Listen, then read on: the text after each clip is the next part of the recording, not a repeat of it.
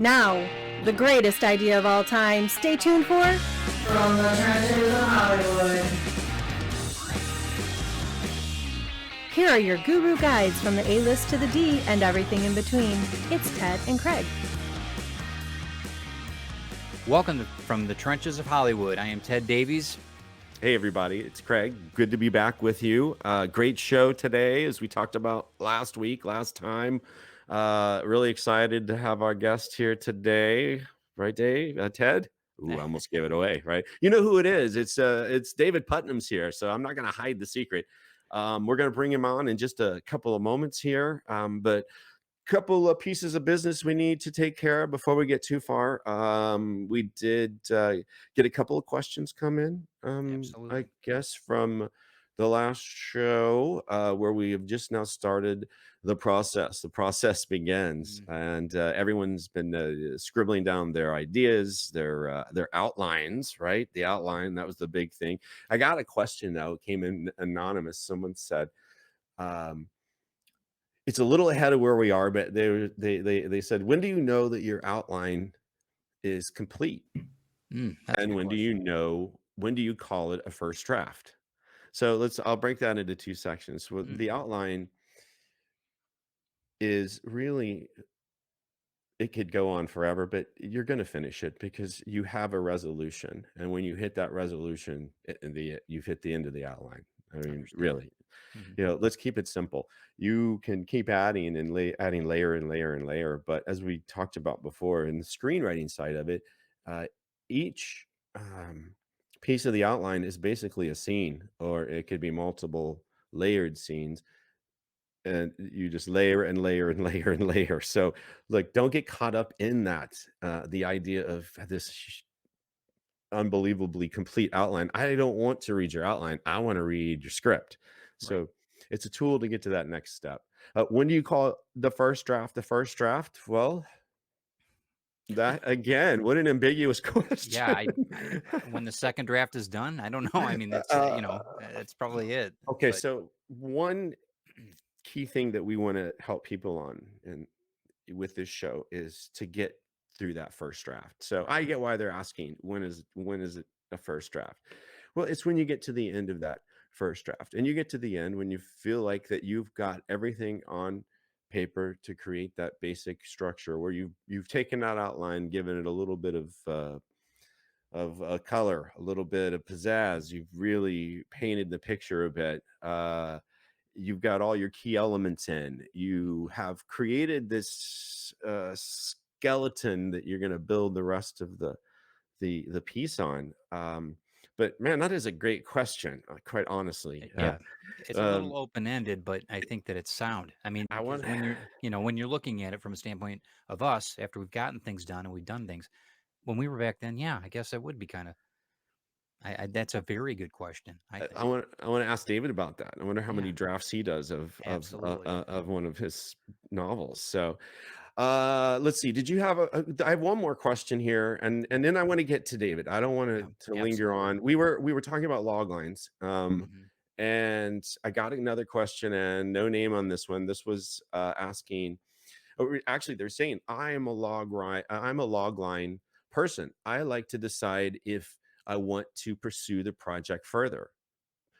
I get that. See, I wasn't saying that, as in fact, I was saying that there are the logline people, and that's how they start their process. They create that. They decide if it's worthy to move on, and I get that. But personally, that's not my first step.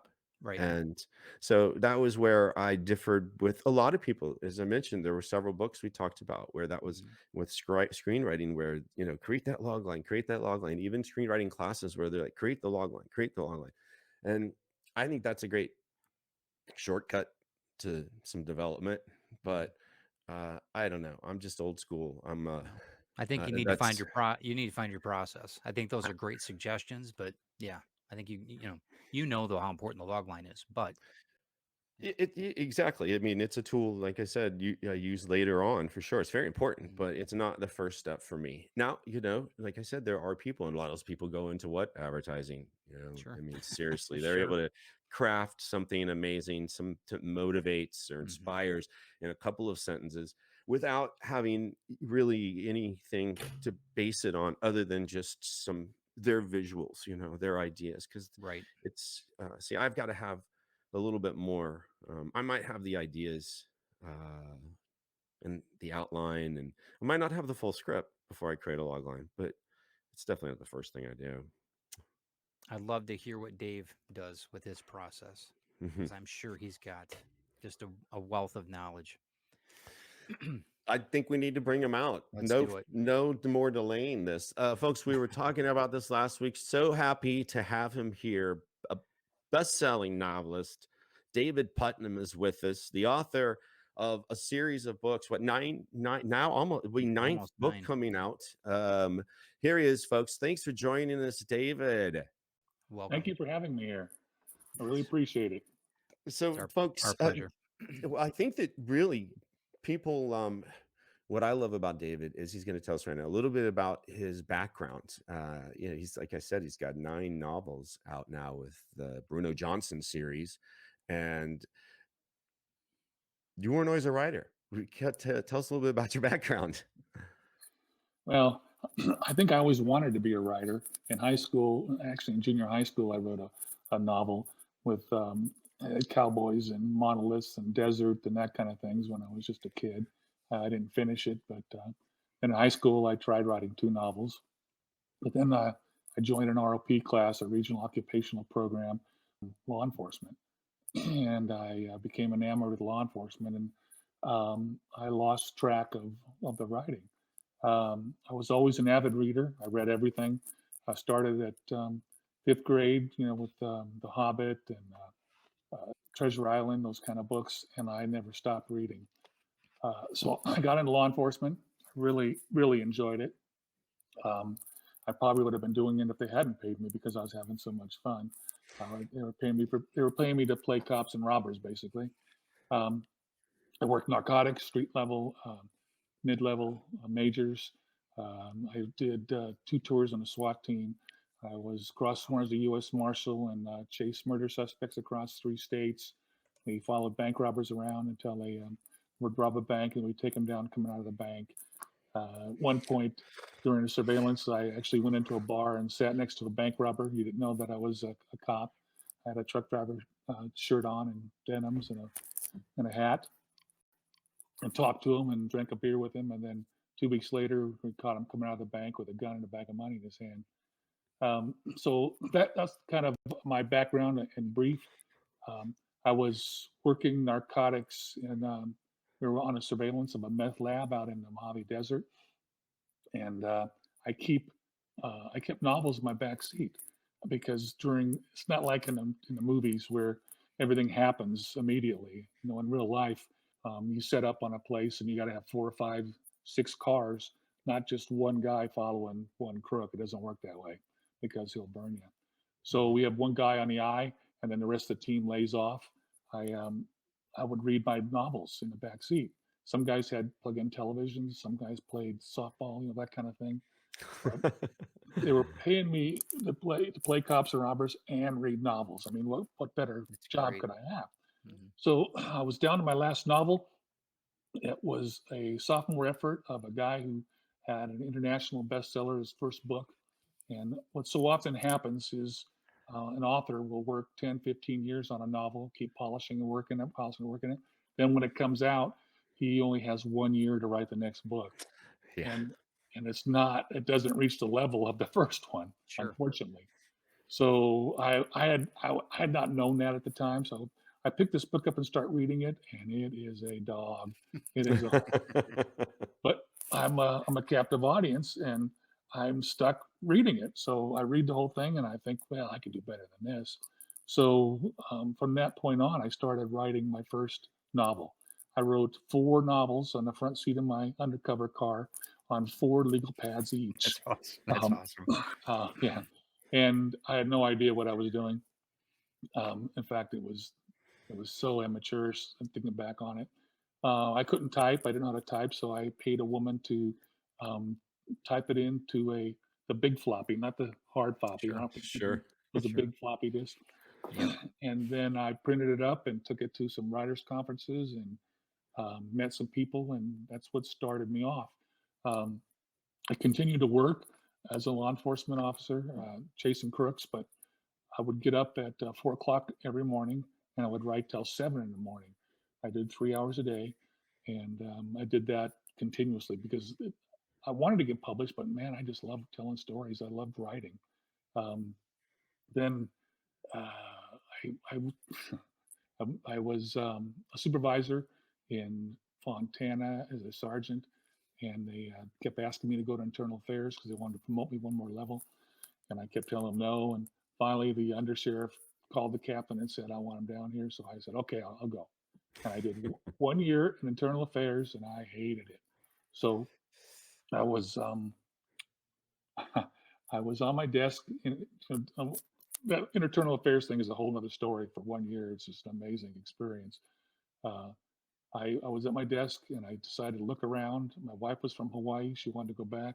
So I applied to Hawaii 5 They took my application. They asked me for an interview. I flew out there, did an extensive interview. They hired me. We left. I did 28 years in Southern California law enforcement. At 50, I retired with my full pension and then went to Hawaii and worked as a Hawaii 5 special agent for the state of Hawaii.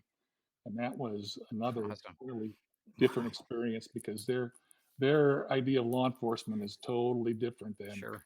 California. Um, had a good time. They flew me to all the islands for investigations. I did some major real estate fraud investigations, and we had a good time. But the weather just kind of ground me down. I mean, the humidity just. Yeah. I'm from Southern California, and the weather. You Uh-huh. can't beat the weather in Southern California. It's the best. No. So we came back here.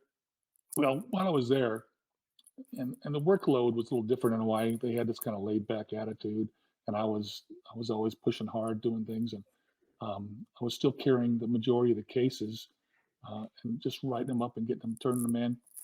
But I still had time on my hands, so I sat at my desk writing the first novel in the Bruno Johnson series. I didn't know it was the first novel in Bruno Kid, did Johnson. you know how to type at that point? Oh yeah, I had taught myself how to type. Okay. But while I was writing it, that's when the new Hawaii 5 came out, and they were Yeah. filming a series right outside our door. And sometimes they'd be having a shootout, Uh, and I'm talking to a witness or something, and they're asking me what's going on. Or I'd come to work, and the fake Hawaii 5 car is parked in my slot. So it was fun. I had, throughout this time period, I had 4 agents. 2 were great, and 2 were not so great. I had 1 agent for 15 years, and I was on my 38th manuscript when I sold my first book. I'd written 38 novels, Wow. and I sold my first book. And I did that. I tried writing young adult. I tried writing fantasy, science fiction. I did a little bit of everything because I loved just the story product. So the way it turned out is my wife was in Toastmasters, and she met this woman who's very vivacious, very outgoing, and they talked, and she knew that I was a writer, and this woman named Karen, she went skin diving in Bora Bora, and it happened that the owners of the publishing company were skin diving on that boat. So we said, "Oh, you need to try this, guys. You got to read this guy's books." So we get home, it was a voicemail on our telephone, and we hear it, and this has happened a number of times before. But said, so I'm thinking, I'm writing I was writing number 38, and I thought, what am I going to send them? So I sent number 36. That was the 36th book that I had. Fair enough. That's good. Yeah. That kind of goes back to that point you made earlier about the sophomore effort from the other author. Yeah. How you were at novel 36, you had definitely been sharpening your skills, and Right. now had that book been one that maybe you had worked on more or developed more, or was that had the other 35 led up to 36? That's why you chose it, or what made you choose that? Well, I don't know. I don't remember what book I was on, because as soon as they bought the book, I stopped writing and started the next book in the series. Mhm. But I do So remember. So were did the other 35, were Bruno, was he always a character in these, or is that where he This was is the introduced first. then? This is the first time he was introduced is in this book, Okay. Wow. a Okay. 36 book. The other All right. two, the 37 and 38, they were different stories. Hmm. But what I shipped, I changed in 36 was I shifted from a mystery construction to a thriller construction, and I shortened my conflict. I was always told that it's that there are 4 C's of writing: conflict, complication, crisis, conclusion. Yep. And I thought that it was a pyramid, and the conflict had to be the base and it had to be wide.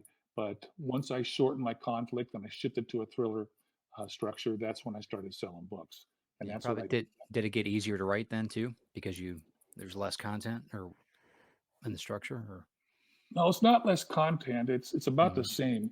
The mystery structure is there's 2 different definitions, and the structural definition for me is there's in a mystery there is 25 to 35 chapters, and each chapter has an odd number of scenes, 3, 5, or 7, and a thriller is 65 to 75 chapters, and each chapter is a scene. And there's 5 things that need to go into a chapter or into a scene to make it work. So even though I shifted from the physical structure, I was still working just as hard putting those 5 things in those scenes to make it work. Interesting. Then I immediately started writing the replacements. And they liked it a lot and they picked it up right away. Then I started writing the 3rd book, which was The Squandered, and the book comes out in February, and so I have to get it done by about October, and they rejected Squandered in November, so I had November to February to write the 3rd book, and I wrote the 3rd book and resubmitted it.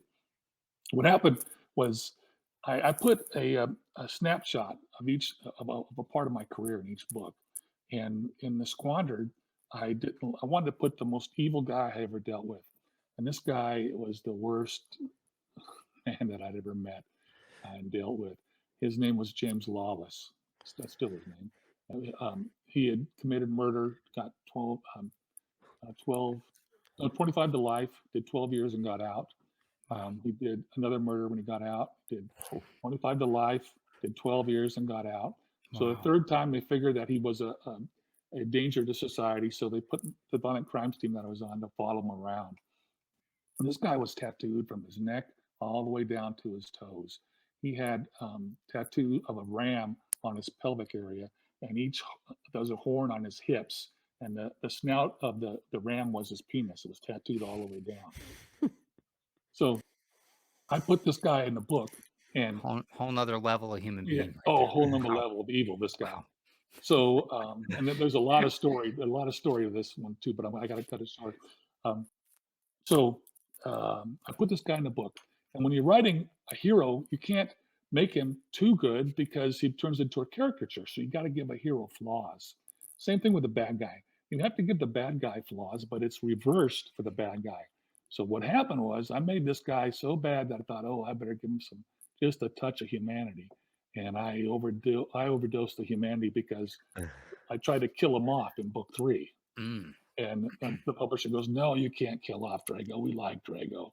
So I had to rewrite book 3 and resurrect Drago and put him back in the book. And now I'm dragging Drago through all the Bruno books, but I really redeemed him quite a bit because otherwise I didn't like him. I didn't want to write about him. Sure.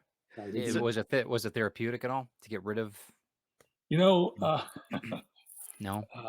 I started having health issues. I don't know if anybody wants to hear it, but I was perfectly healthy. I always ran, lifted weights, and I started having these heart palpitations and SVT where my heart would take off running. I had to get paramedics come out and restart my heart and all that stuff. And I went to a psychologist and they gave me Lexapro and it all went away.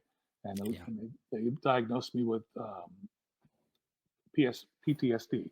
Yeah, right. Right. I don't have a conscience. I don't feel like I have PTSD, but apparently my body does. So where is it going with that? Well, your experiences are obviously the the driving Yeah. force Right, right. Amazing. in Yeah, these books, amazing. Right. and the characters. I mean, you Yeah, don't have to write fiction, man. You could do a biography. You Right. know, I mean, this is Well, great, well, right? that's odd because I did try to write a memoir, and Mhm. I couldn't get the story arc to work because a memoir it's difficult for me to write especially write about myself. So I wrote it 3 times, and the third time I decided I was going to have half memoir, half fiction. I wrote it, sent it around with his agent, and last week, publisher picked it up and gave me a 3-book deal on a second series with a guy Wow. that's after.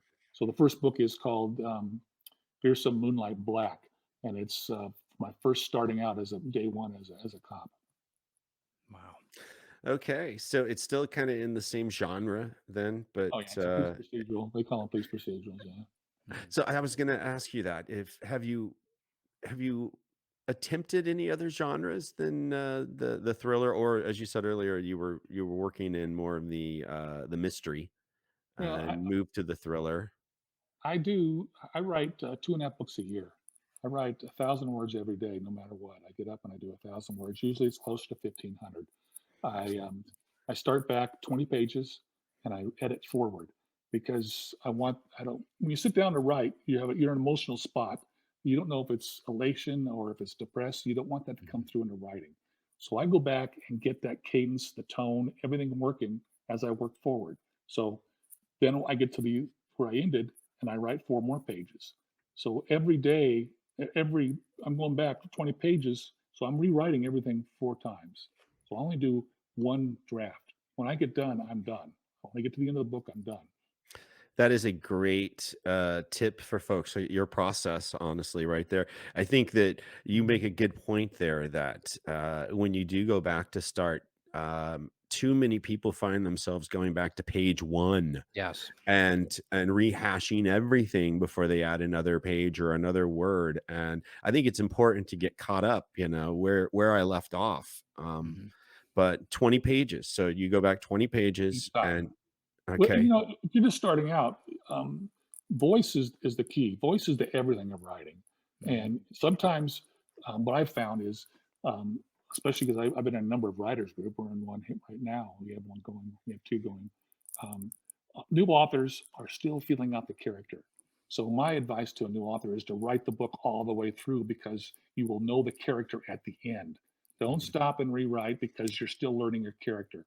The Yes. voice is everything, and then go back and pick I up agree that with that. voice because you'll know the character and you'll know where it wants to go. Some authors I've talked to, and this is kind of crazy, but it really works, is they write that first draft and they put it in a drawer and don't Mhm. look at it again, and they write the second draft from memory because they've learned the characters, they've learned the story arc, and it turns out to be a much better book.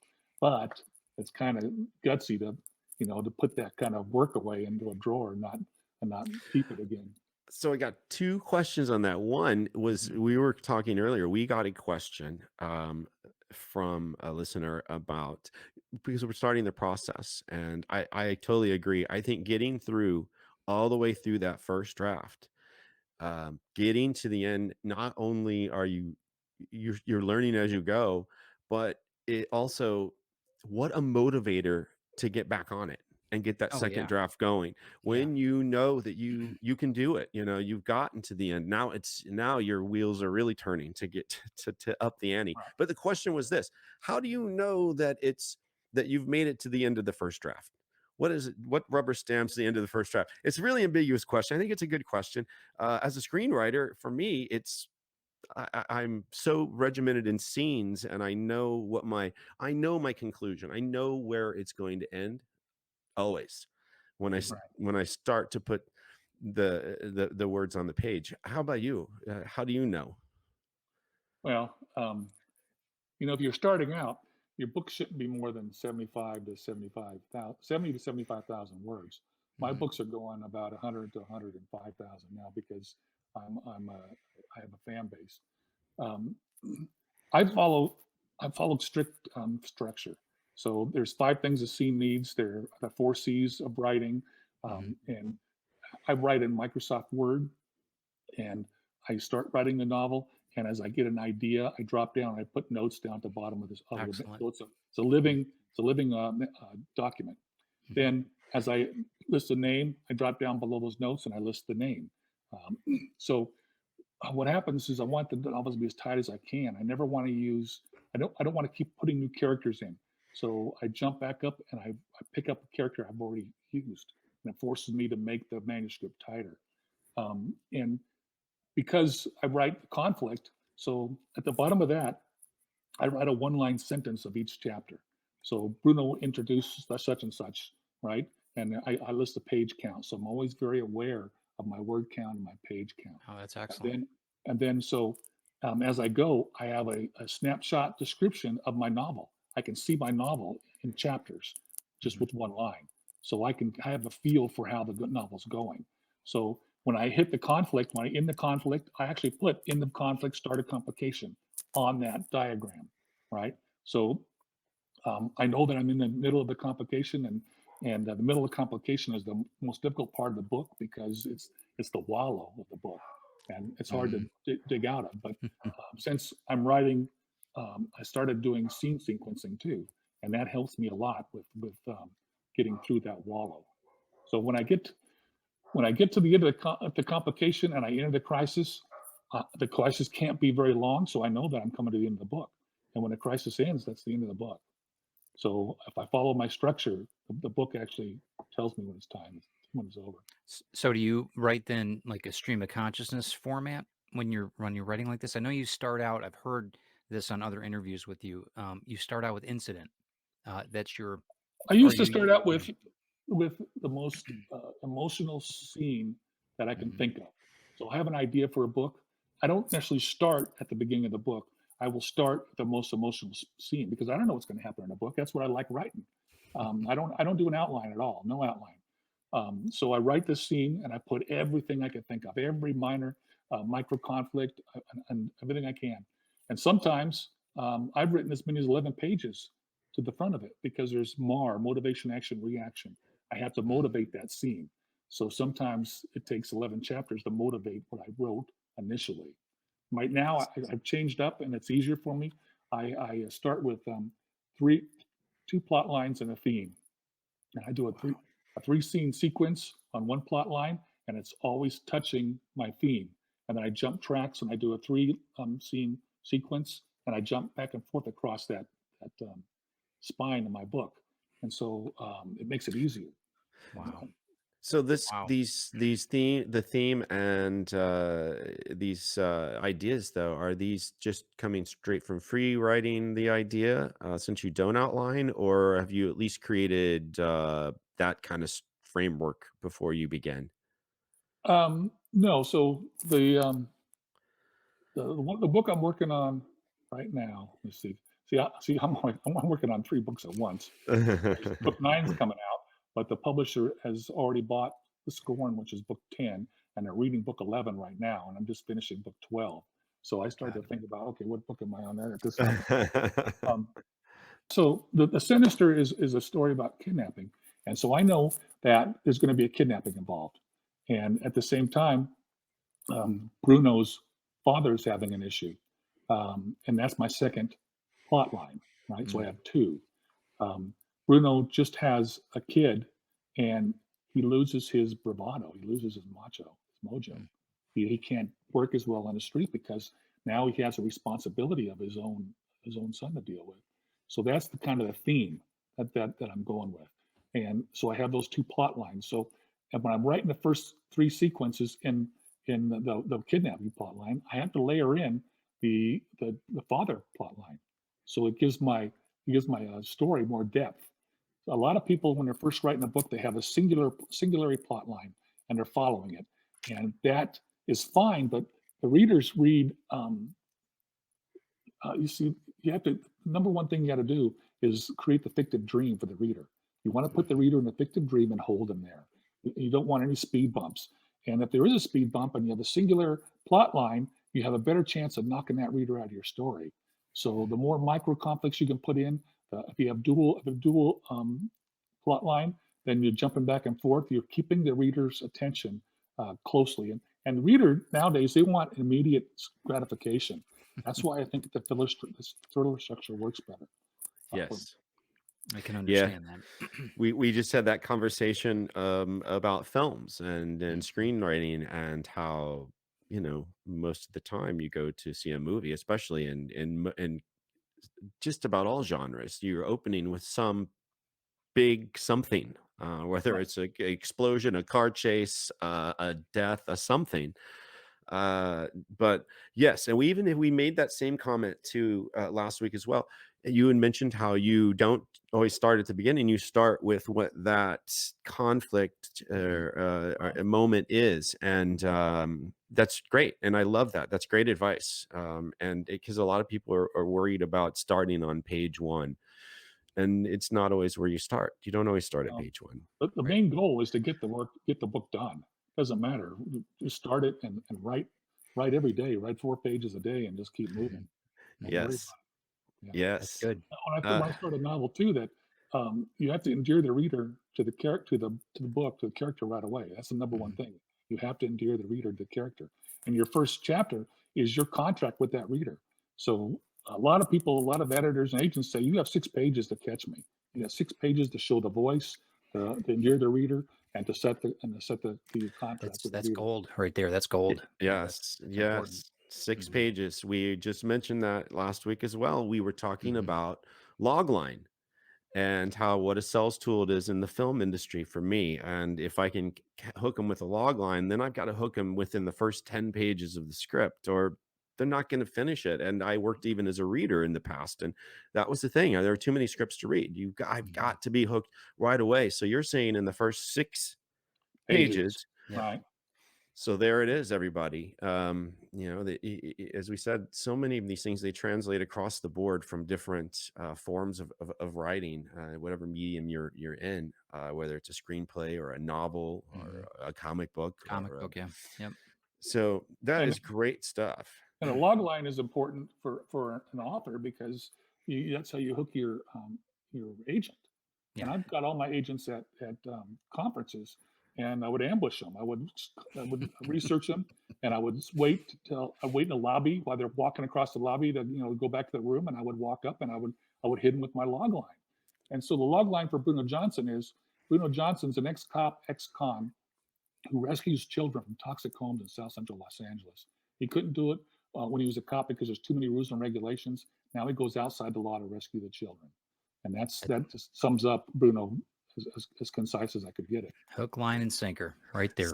So the thing we discussed on that real quick is I guess you've answered this. You don't create a log line first. No, you're obviously free writing.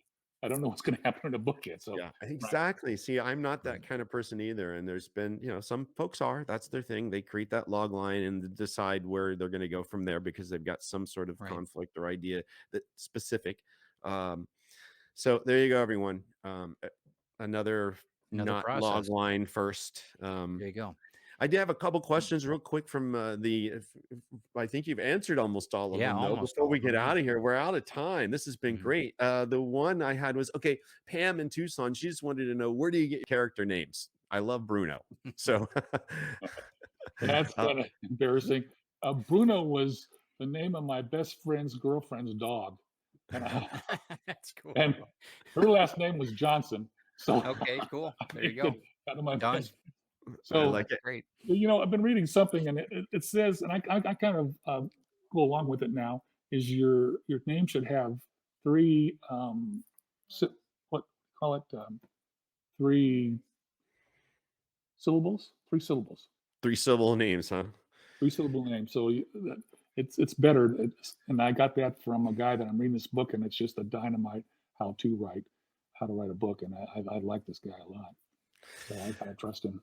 All right. Okay. Another rule of thumb. Making the note. Yeah, making the note. Yeah. And I like how you keep your running list as well of your character names in the notes below. It's so important. Yeah. As a screenwriter, sometimes / producer, you look at that as how many actors am I going to have to hire for this? Can I get this guy to do this scene as well for the same day? And that's and I send that. I send the diagram of the chapters and the names and my notes and everything to the publisher. And they've started asking for it. because they can see the book at a glance. If they see there's an issue, they can go to it from my diagrams. That's great. Yeah. Guys, I'm so bummed we're out of time, but David, this has been awesome. Tell everyone, so the new book is called what and comes out when? Called Sinister. It's called The Sinister. It's coming out February 2nd. If you would like an ARC, you can email me on my website and we'll happy to send you an ARC. And hopefully you'll give me a review on my books. Right now, the one that's out right now is called The Ruthless. This is a great book as well. And I'm happy to answer any questions. I also do a 1-hour talk on how to start a novel, how to write a novel. If anybody wants to get together and we could do a Zoom or whatever. Yeah, that's awesome. Wow. We're going to put all that info up so everyone can find you online and email you, and got to have you come back. Yeah, happy to. And we'll get, I know as we advance through the process here, we're about to move into the point where we're going to start putting those benchmarks of X amount of pages or words per day and a deadline on getting that first draft out. Trying to get folks motivated. Yeah, get the goal and get it set. Yeah, just write it. Exactly it. Just write it. Just do it. So David, thank you so much for being here. And folks, you can get David. You'll see here is his email, and you can go to the website, the official website, which is dwputnam.wordpress.com. Is that right? Is that the official? DavidPutnamBooks.com, right?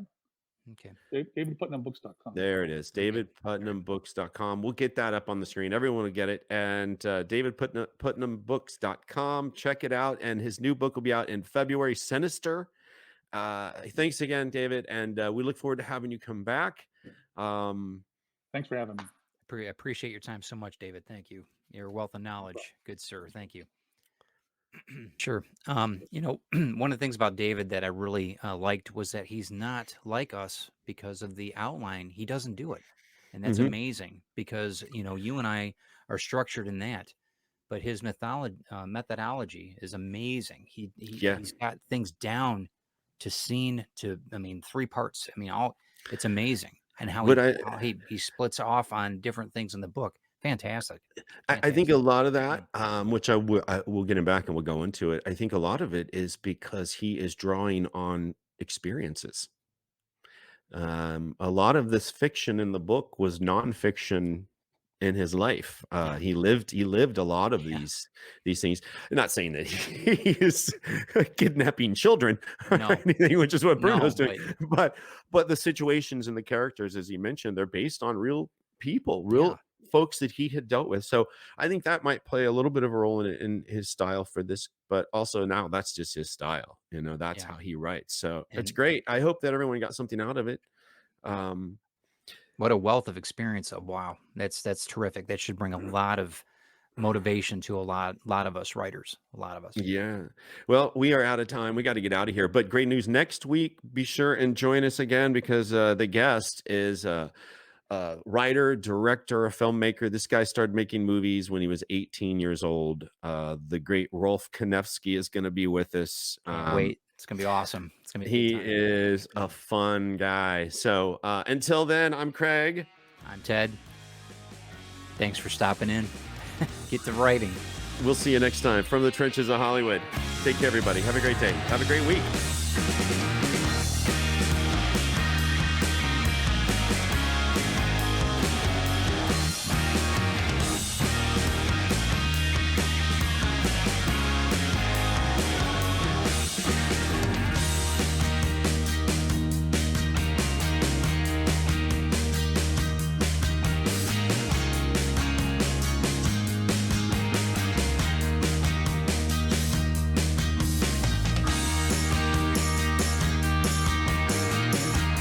Northern Grounds Coffee.